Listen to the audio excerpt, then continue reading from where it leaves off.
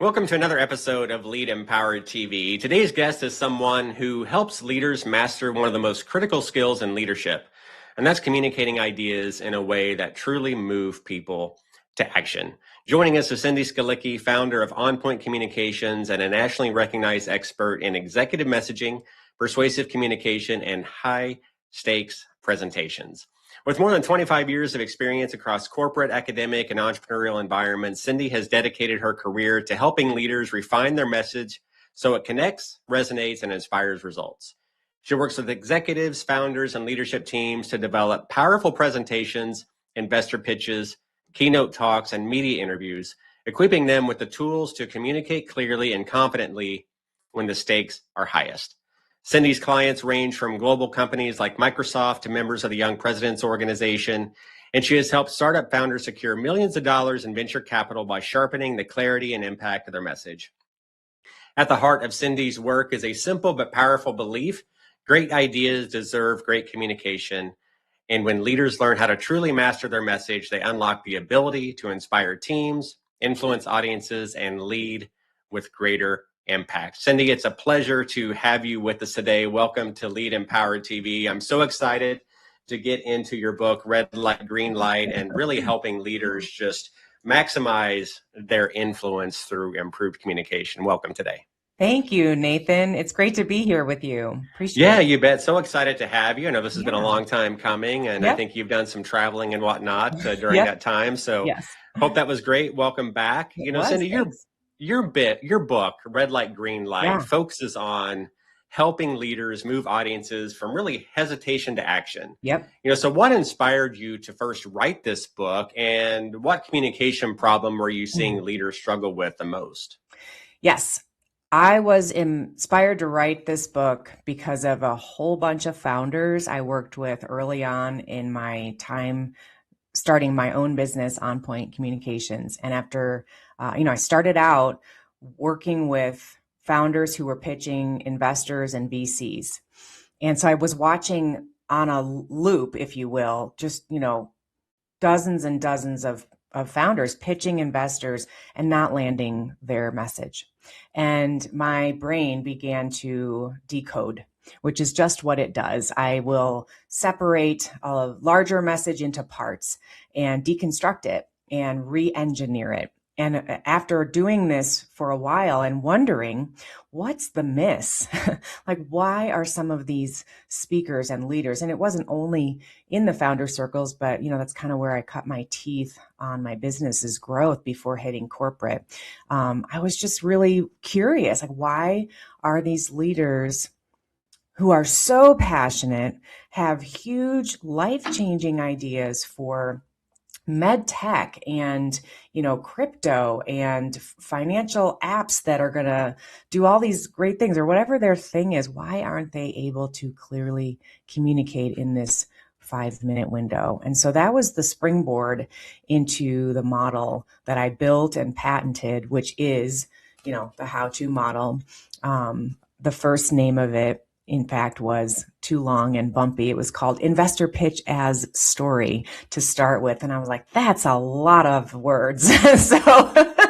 So that's kind of the cool part of it, Nathan. I took this problem that came to me and noodled with it for years, really, test drove a new model that I was kind of sketching and beta tested it and renamed it the how-to model, and began to notice that it had legs in corporate America at the highest levels. And that's where it mostly lives now. And the book has helped thousands. So it's wonderful to be here and share about it. Yeah, for sure. One of the things you were talking about was just deconstructing leaders' messaging and, really trying to condense that. Were you finding that leaders were trying to communicate too much and they were missing the power in simplifying their message so they could clearly articulate it and people receive it so they understand it at the end of the day? Yes, 100%. The number one thing I hope people get out of the book and any work that I ever do with them, whether it's, with a team or one-on-one, is to do a much better job of putting the audience first and becoming like really deeply thinking about who the audience is and what their vantage point is with your idea. And so to your point, Nathan, it's really common for leaders to not know where to cut the fat, if you will, of the message because they're so proud that they know all this stuff. They're these SMEs and they're these really, PhD level experts in some cases, and they love to talk about the gears. And the audience doesn't really care about the gears yet. They need to understand the why behind it. So we do a lot of work to flip the switch. That's really the number one thing I hear from leaders when they're done with our work. It's like, what's the thing that you got out of all of the stuff we did? What's the one thing you got? And they'll say, I learned to put myself in the audience's shoes better and more often and earlier. Yeah, there's so much to digest there. I mean, at the end of the day, I think about, being an audience and you have somebody, a high level leader, maybe they're a PhD or something like that, speaking from the front of the room, and they may even be communicating at a level that the audience doesn't even grasp, right? Absolutely. And as a result of that, they don't connect. Right. One of the things in your book you talk about are moments when leaders hit a red light with their audience and where an idea stalls or people just don't buy in. What are some of the most common mistakes that leaders make that cause those red light moments for them? Right. Great question. I think there's a two-part answer there. One is that you can hit red lights after you get started by dropping the ball, if you will. The other reality, which is the premise of the book, is that we always really start at a red light with our audiences. And, it's like our starting point because we stand in front of an audience, we have an idea, and it doesn't have to be a formal audience all the time. This is really imagining a formal audience, but it can be in an informal setting. If you're having a conversation about moving an idea forward, obviously the audience isn't at that green light of going for it yet. So you have to move them in some fashion. And so we start at a red light of risk, meaning I'm not all the way bought in on your idea. And the job of the speaker is to move them to that green light through that artistic ability to persuade. And so that's what the model does. But common red lights are going too deep, too fast. And probably the number one red light is not having a story that will orient the audience to what it is you're trying to solve for. That's the reason I built the model to begin with, was for that one thing that leaders just weren't doing. They weren't showing the landscape. They weren't describing the problem they're trying to solve in enough detail before they went to their moment of like, this is my product, or this is my idea, or here's the strategy we need to take for the next 3 to 5 years. How does this help, let's say, for example, a CEO, or I was in education for a long time, so let's think about a superintendent, of a large school system. How does this help them communicate difficult messaging? I mean, for example, we're in a very uncertain job market right now. We see headlines every day about layoffs that are happening or coming within the next 2 to 3 years, those kinds of things. How can your book help a CEO or superintendent like that communicate difficult messages when, one, people are, just at the end of the day scared or whether or not these impacts are going to affect them? Right. The way that this model helps those individuals is by slowing them down so that they can create identification first with their audience. So, my background's in rhetoric. I'm kind of a nerd when it comes to my academic background. I've got a master's degree in rhetorical theory. And one of the greatest tools of rhetoric is creating identification with your audience. And so if a CEO or a superintendent needs to deliver a difficult message, that's not going to happen very well unless and until they can find a way, to like link arms with like, I see you, I know where you are, I understand how you feel about this, and I get it. And we need to make this shift.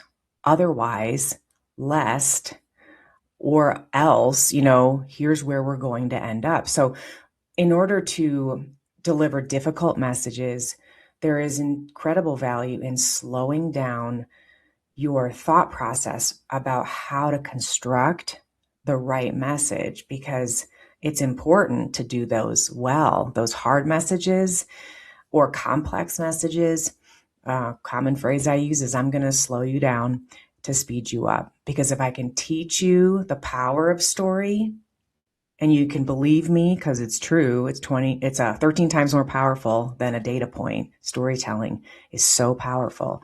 If I can slow down leaders to help them understand the mechanics of story and then learn how to use it to their advantage, they're going to connect with their audiences better and faster and sooner.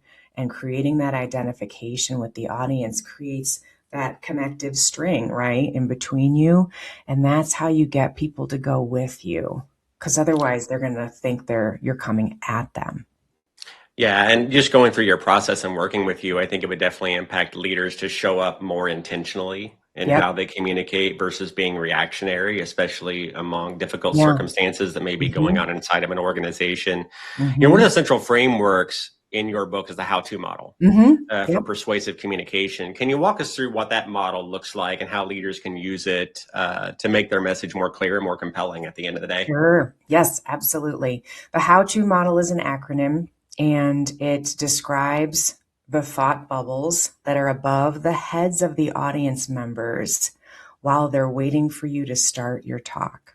So if you can imagine with me, those listening and watching, imagine sitting in an audience about to watch a conference speaker, perhaps in a room of 300 people, and somebody comes out on the stage and they're about to open their mouth. You are the audience member, and here are the 5 things you're thinking as this speaker goes through their talk.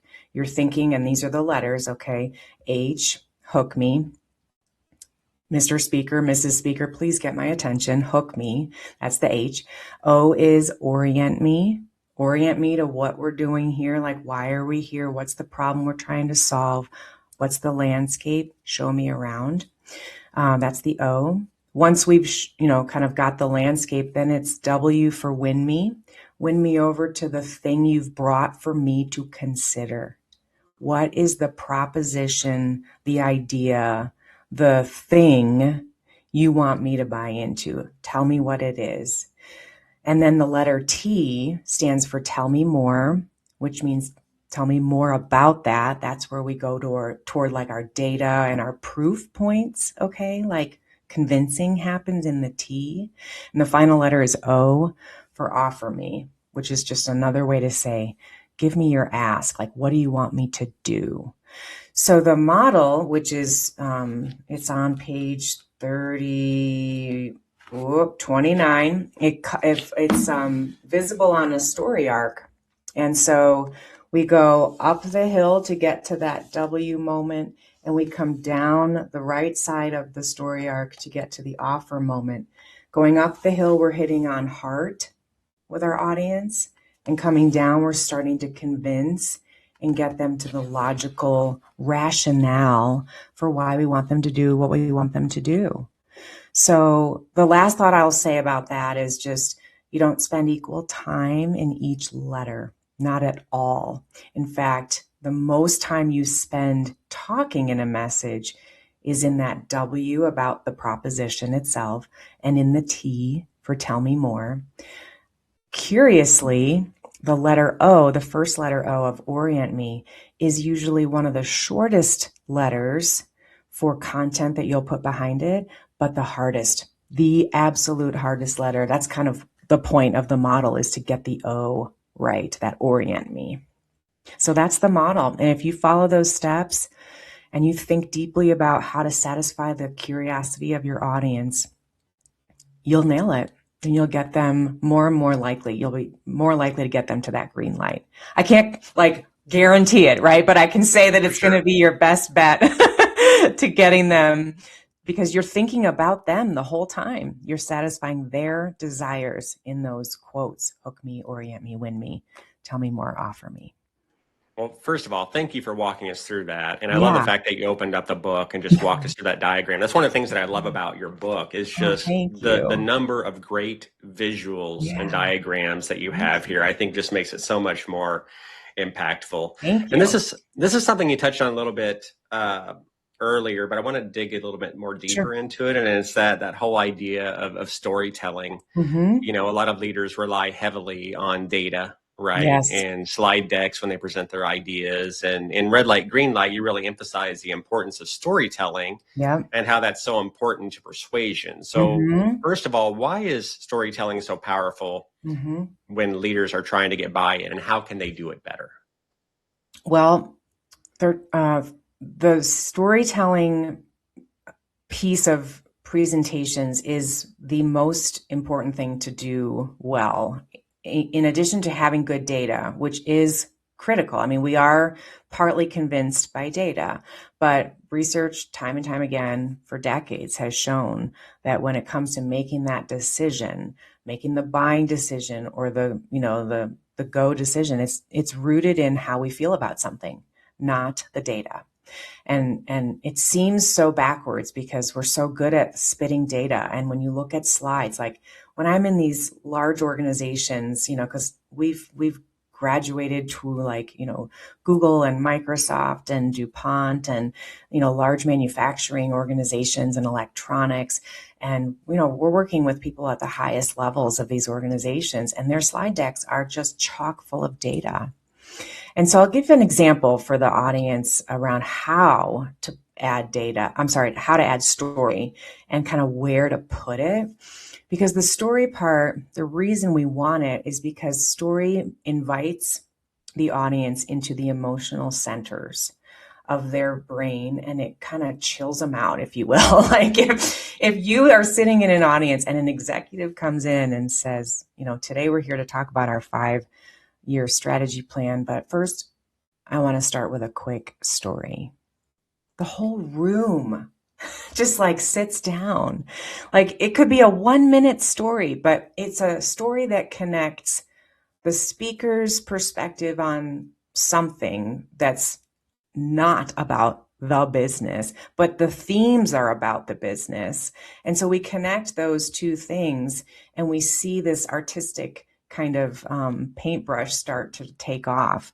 It could be, I've had leaders tell stories about ski trips and relate it to business, oil tankers, the Top Gun um, scene of I have a need for speed. I mean, we have gone so many directions with, I've told stories about owls and Michelangelo's David and, just all kinds of things that are personal to me, but relate to the lesson we're learning or that relate to the business path that we're going in.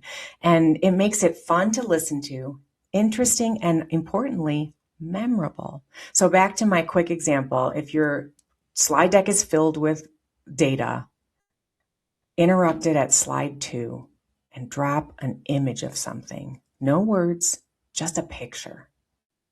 That is the slide 2 ninja move. If you have a title slide, stand up there, frame up the reason you're in the room and what you're about to do. And then when you click to slide 2 and it's not a data slide, your audience is going to be like, whoa. And it's a picture of something that you've chosen around a small little story that relates to your, the rest of your presentation. You're going to be so memorable and you're going to look so good. I'm telling you, you're going to look so good. And people are going to remember the picture. And that's going to tie to the rest of the speech or the presentation. Yeah, and the first thing that comes to my mind when you share that is helping yourself and your audience get out of your head and into your heart. Right. All Because, right. No, go ahead. Well, I just have one more thought, which Yeah. is, for example, I remember working with a team, we were working on Legos, okay? Like we talked about their business being similar to bringing many different Lego boxes and dumping it all on the floor. If that was part of the keynote, if Legos was part of the presentation, and you go home to your husband or wife and they say to you, honey, how was your day? And you say, we talked about Legos today. And they're like, what? And then you ask more questions. And guess what? Just remembering Legos suddenly anchors, 9 other thoughts to that one item. And that's the power of story, Nathan.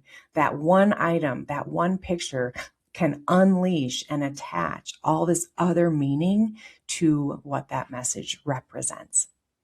Well, Cindy, we've got about 5 minutes Yeah. left. So let's wrap up with this question. For those leaders who are watching this episode today and they have an important presentation coming up, maybe pitching an idea to executives, or they're leading a major change initiative inside of their own organizations, Yeah. what's one principle from red light, green light that they can apply immediately to increase their chances of getting a green light? Yep. I would tell you that it's time to think about how you'll nail down your narrative piece for your presentation. And how to do that, you think about where is your audience in relationship to your idea? That's probably the number one thing I would tell CEOs watching. Like, think about your audience's familiarity with your idea, because you know it best, but where do they sit with it? How far away are they from it? What are their doubts? What might they be excited about? What might be their gaps? What are maybe words or acronyms that need to be repeated? Because audiences really don't like to feel stupid, right? If you can't remember, if you can't understand the speaker, or you feel dumb because you don't understand that acronym or terminology, you kind of lost them, so make sure that you've thought hard about where that audience is in relationship to your idea. And then you have to meet them there at their seat, not where you might want to start. So you have to start where they want you to start, not where you might think you ought to start. Well, Cindy, I do want to give you an opportunity to just share with our audience today, where's the best place for them to go to learn more about you, to get a copy of Red Light, Green Light? Yeah, And we'll for finish up sure. there. For sure. I can be reached the easiest at LinkedIn. My name is Cindy Skalicky, and you can go connect with me there. Let me know you heard this episode. And then the book is best-selling, available at Amazon. It's also available through our website, onpointcommunications.com/book. And I would love to just meet the audience here and see what you grabbed and applied and what might have worked. So I'd love to just meet those of you listening and hear from you. Thanks, Nathan. You're welcome, Cindy. If you're watching or listening today and this conversation resonated with you, I want to encourage you to check out Cindy's book, Red Light, Green Light, to learn more about the work she's doing through her organization, On Point Communications. And Cindy, just thank you so much for taking the time to share your insights, your experience, your expertise and wisdom with us today. It's been a real pleasure having you on the show. And to everyone watching, thank you for joining us for another episode of Lead Empowered TV. Remember, great leadership starts with clarity, conviction, and the courage to communicate your vision well. So until next time, keep leading, keep growing, and lead empowered. Have a great rest of your day. Thanks, Nathan. Thank you. Thank you, Cindy. You bet.